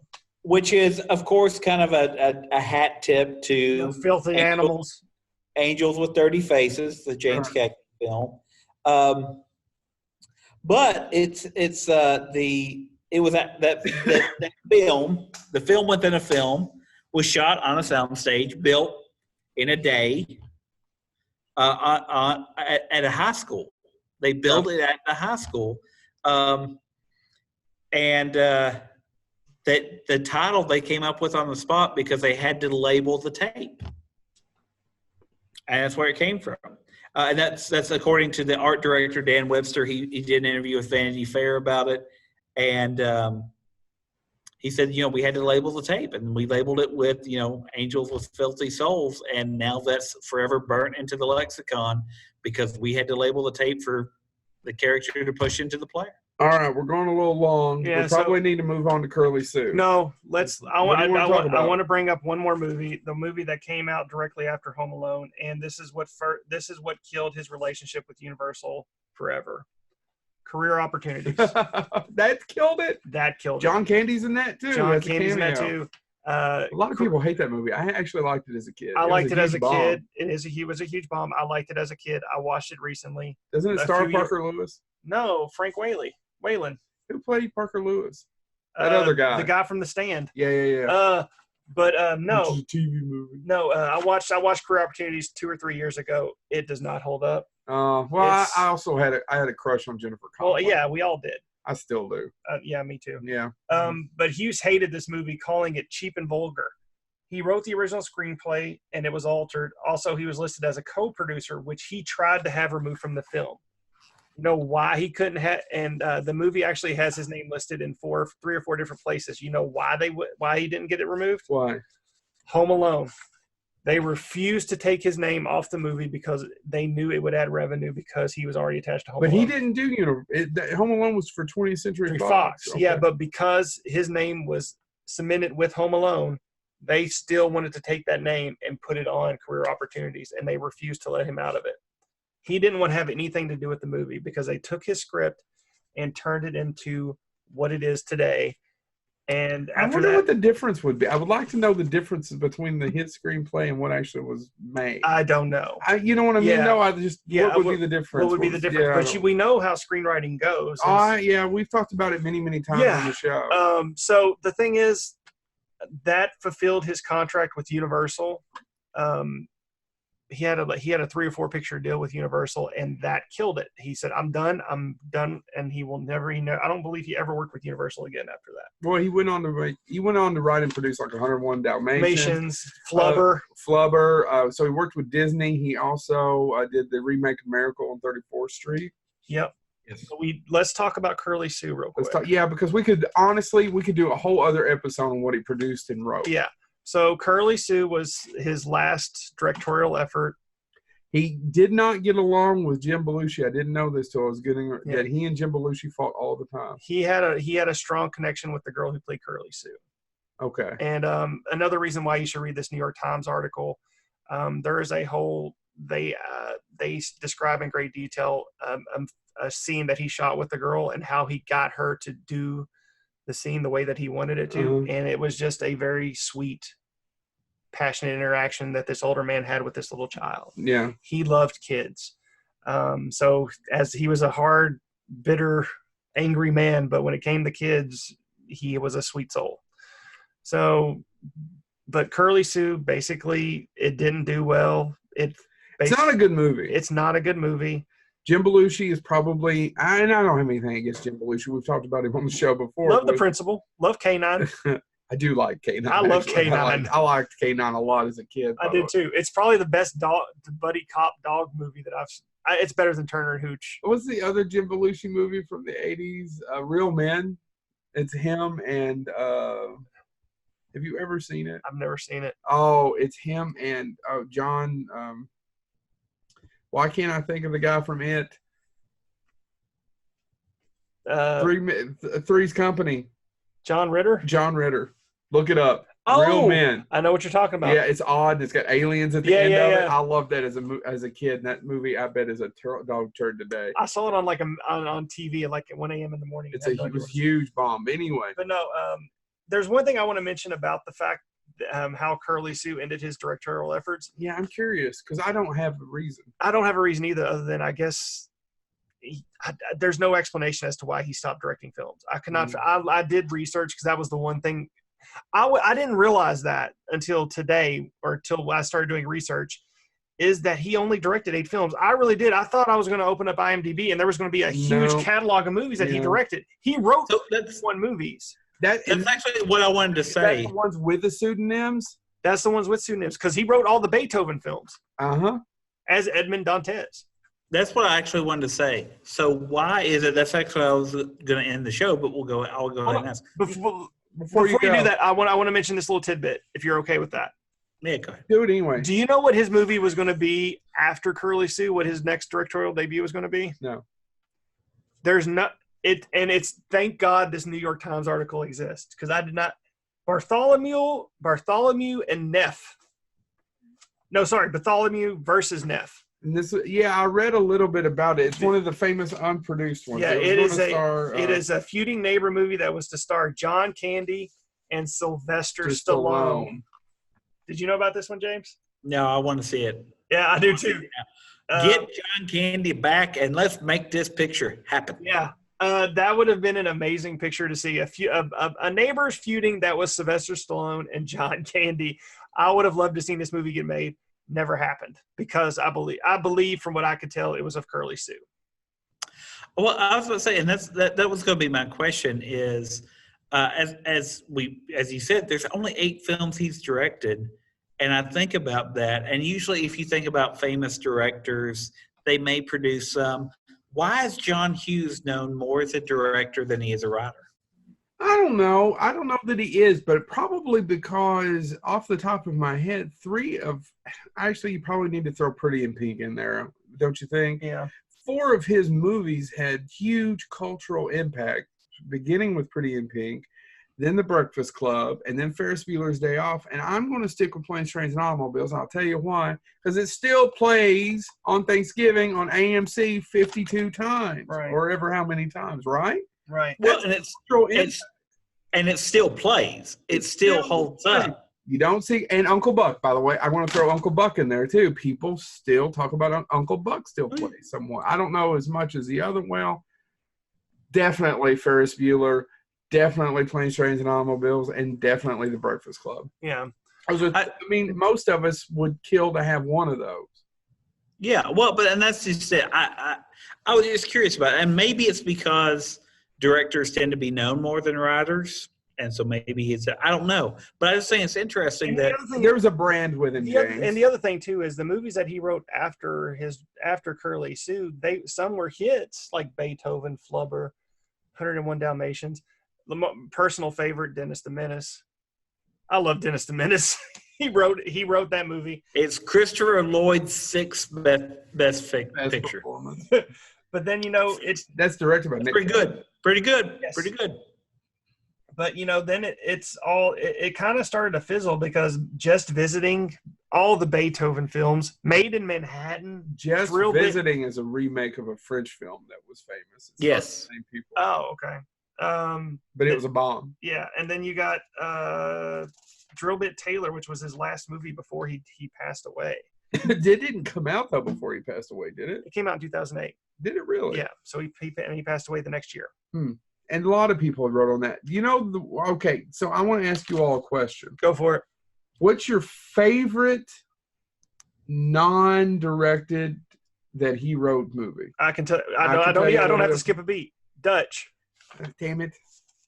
And that was gonna end. Which was also a bomb. It was a bomb, but man, I love Dutch. It's either The Great Outdoors or Dutch for me. I think Dutch is probably a better film, but The Great Outdoors is still pretty fun. Great Outdoors for the gags. Yeah, the gags. But still hold Dutch up. for the story. And because that movie is I don't think Dutch got the respect that it deserved. No, it came and went, and nobody saw it. If you haven't seen it, go see Dutch. Go rent it. Well, you can't rent it.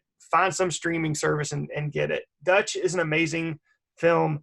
Ed O'Neill, probably one of Ed O'Neill's best performances behind what was it, that Criminal Opportunity? What was that movie? Shit. Oh, no, it's it's not Career Opportunities. It's Criminal. Oh shit! No one ever remembers that one either. Yeah, no. So I anyway, think that was probably harder to find. I think you can find Dutch. Yeah, and they show it around the holidays quite a bit. They do show. Dutch still shows up. The other one is But man, Dutch is right up there. Dutch is right up there on terms of an emotional pool of Plane, Trains, and Automobiles. Yay, for me. You think so? Yeah, I mean it's not as great as Plane, Trains, and Automobiles, but it has the same kind of structure, and it is a road trip movie. Yeah, definitely check out Dutch. Go ahead and find Dutch if you've never seen it. But I don't even have to skip a beat. The non-direct, just written Dutch. I prefer Pretty in Pink to 16 Candles. I don't like either one of those movies. I like Pretty in Pink. Pretty in Pink has a really good performance from the late great. He's from Kentucky. Harry Dean Stanton. Harry Dean Stanton as her dad, as her out of work father. Boom! I'm nailing it tonight, man. You are nailing it. I'm sorry. It's about midnight and I'm tired. So, James, what else you got? Are we ready to wrap up? I got a tinkle. I'm holding it in, brothers. Well, if you don't drink all that Sprite. One thing, and we mentioned this earlier with the Nick Cage trivia, but one thing that does shock me is as successful. Golden I feel like he's attacking me. Are coming at you. Wouldn't it be great if I just unzip this and let's see? No. As successful as brand new laptop. No, I don't want a shower. I don't even want a golden shower. As successful as his films were. Hold on, James. Do your best Kelly Brock impersonation. Kelly LeBrock. LeBrock. Sorry. Don't come after me, Steven Seagal. As successful as his films were, do you think that I find it interesting that he always had budget issues though? Because even the Ferrari and Ferris Bueller is not a real Ferrari. Couldn't afford one. Couldn't afford to rent one. Yeah, he couldn't get one. Home Alone was going to be at a different studio, and they balked at $400,000 or something. It wasn't even $1 million. It's like a few $100,000, and he walked it over to 20th Century Fox. Wow. So I think I find that fascinating because I think we think of all these movies, we've named them, we've talked about things he worked on, and they're all huge. They were all. So he had enough success that you would think he could get what he wanted, but he has a fiberglass Ferrari in Ferris Bueller because he can't get a real one. And I find that fascinating. I think that's a great way to kind of sum up his experience with Hollywood. And maybe we didn't really give Baby Stay Out its fair day. Man, it actually, it's not good, Chad. Really? No. I watched it with the kids. I actually enjoyed it. Really? Yeah, and they liked it. I didn't like it as a kid. Well, in the 90s, I didn't like it. Well, I watched it I didn't watch it really till an adult with my two daughters, and they really liked it, and it sucked me in too. But back on the James, John Hughes is actually not anymore, but then he was considered the most successful independent filmmaker. Really? Yeah. He didn't really make independent films. He worked for studios. Yeah, I didn't understand that, but I guess that was how he got the money for his films. I didn't understand that quote, and I wish I could have done more research on that, but I didn't. But I don't think that's quite right. Even if he did have them financed, they were all through major studios. Yeah, I didn't get it either. But the biggest major studio. There was a line that said and I was hoping maybe you all could make sense of that. But he's the most prolific independent filmmaker.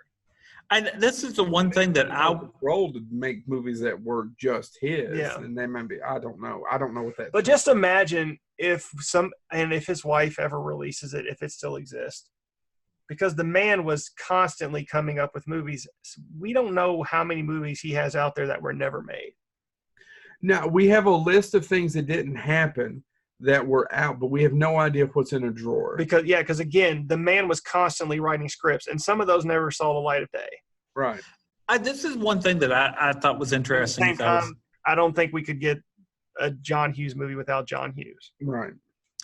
This is one of the things, though, speaking of John Hughes and movies, usually when I'm doing research for one of these things that we do, I can find, this person, and some of the people we've interviewed before for Bonehead, I've been able to find, this is movies they like. I tried to actually do searches about John Hughes' favorite films and what movies John Hughes admires and what he based, what inspired him. I couldn't find anything. That's the other question I had. It's showing that James is not listening to anything that is said in this episode. Frank Capra. No, I know that. But what movie? But no, it's a bitch. James is right. Even though he went into a blackout in '94, which makes still went on to do Disney 101 Dalmatians. He was writing his movies, and obviously being successful through Hollywood. from his farm in northern Illinois. He was still producing content like nuts. But still, after all is said and done, he just didn't do a ton of interviews. No, he didn't. I don't. And it's what interviews before it, which is why I found this New York Times interview, which makes me want to go out and find that documentary even more because I've never seen it. Right. Yeah. Because I did hear you say Frank Capra, but Frank Capra made a lot of movies. Which one? Was it just It's a Wonderful Life, or was it You Can't Take It With You? Was it Shangri-La? The Wild Bunch? That's some. I don't know why we let you live. He's a member of the Sucky Bunch. Only 2 people. Well, no, not even. We only have 2 people listening to this, so they're not going to. Actually, we're doing all right with the listeners. It's the viewers, not so much. And credit to Laurel Hightower. She gave us a shout out today, and we get some more followers on Twitter. Thank you, Laurel. Yeah, Laurel. We need to have her back on the show. So, you guys done? Are we done? She could replace James. Yeah, she could probably replace me. I mean, somebody should replace me. I mean, and I'm not even going to do that line from Star Trek 6 where he's like, you can replace me. I could never replace you. I could only succeed. No, you all can replace me. Well, we're all replaceable. So, with that, anyway, thank you all. John Hughes. John Hughes. I know Kevin Smith talks about how much he. Well, Mallrats is based on John Hughes. It is more than Mallrats, but yes. Well, I know, but specifically Mallrats he influenced all of us. Yeah. And if you're of a certain age like us, it's hard, even if you don't care for the teen movies, because you're right. There's Planes, Trains, and Automobiles, right? Yeah. There's Dutch. There's other films that he did that people love. Actually, I've never seen the 101 Dalmatians movie. I'm not a fan. Christy liked him. But I don't like 101 Dalmatians, the animated movie, so it wasn't. That was the first movie my dad got to see in theaters. Just FYI. So the original, not the John Hughes one. It sounded like my dad was in his 40s. Well, I'm going to go out. I'm going to eventually find the documentary. Don't you forget about me. And read the New York Times article. It's free online. All you got to do is sign up for an account, and New York Times will let you read it for free. All right. Any other questions, guys? Thanks so much. You going to say something, James? No, I was going to say I don't have all the attachment that you all have with it. Like I said, teen movies never did much for me. But I do think that, like you all have said, he created a vision that has been imitated, parodied. You can't watch Family Guy without it. Yeah, I'm sorry, James. It doesn't hold the cultural significance of Chud 2. Bud the Chud. I'm not a big fan of Two that. even ever seen Chud? I 2? have seen I parts have seen of Chud Chud 2 2 when I was a kid. I wasn't allowed to watch such things if it wasn't approved by what's Carrie's mother's name?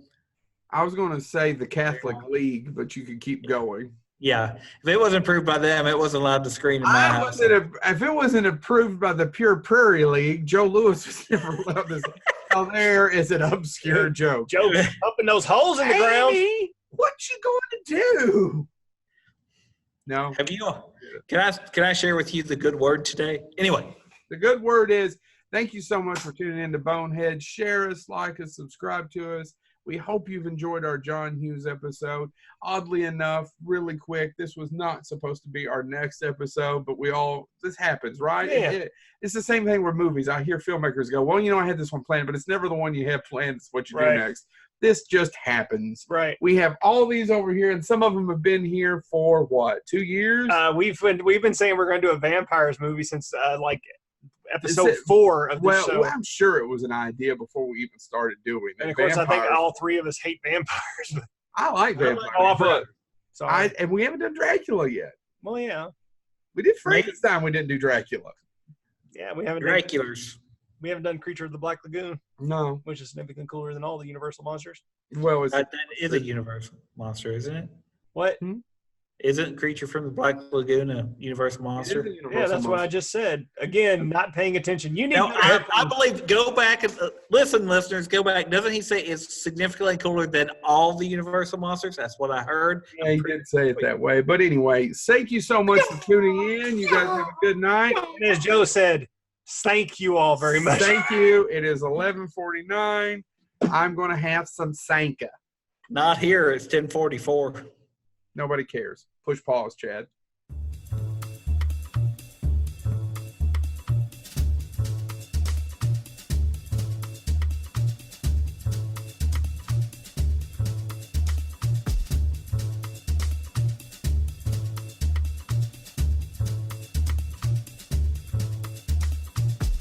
Uh-huh.